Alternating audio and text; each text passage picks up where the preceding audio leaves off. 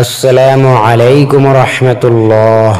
হায় আল্লাহ, জন্মদাতা মাকে গালি দেওয়াতে এই কবরটির মধ্যে কিরকম আজব হতো।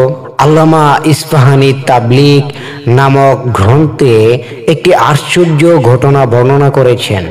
ঘটনাটি হলো, প্রত্যেক বুজুর্গ হাউস সাহেব রহমতুল্লাহ আলাই কোনো এক সফরে এক ঘুত্রে মেহমান হিসাবে উঠলেন।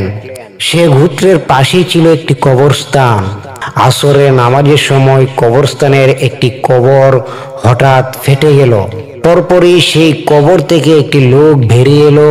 তার মুখের আকৃতি ছিল গাধার মতো, বাকি অঙ্গ মানুষের মতোই।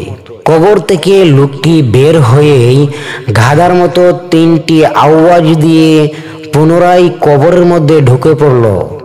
হাউস সাহেব রহমতুল্লাহ আলাই এই আশ্চর্য ঘটনা সম্পর্কে মেজবানের নিকট জিজ্ঞেস করলে তিনি বলেন, আমাদের মহল্লায় এক যুবক ছিল, সে সর্বদা মদ নিয়ে ব্যস্ত থাকত।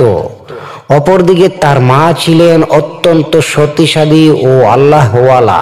পুত্র যখন মাতাল হয়ে পড়ে থাকত, মা তখন দুঃখ করে বলতো, আরে নাদান, তুই একজন মুসলমান হয়ে এ হারাম জিনিস কি করে খাস।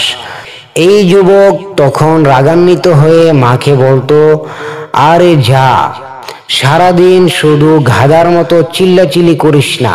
তারপর যখন তার মৃত্যু হলো, সে সময় থেকে প্রত্যেক দিন বিকালে কবর থেকে গাধার আকৃতিতে বেরিয়ে আসে এবং গাধার মেয়ে 3 বার চিৎকার করে পুনরায় কবরের মধ্যে ঢুকে পড়ে। নাউজুবিল্লাহ।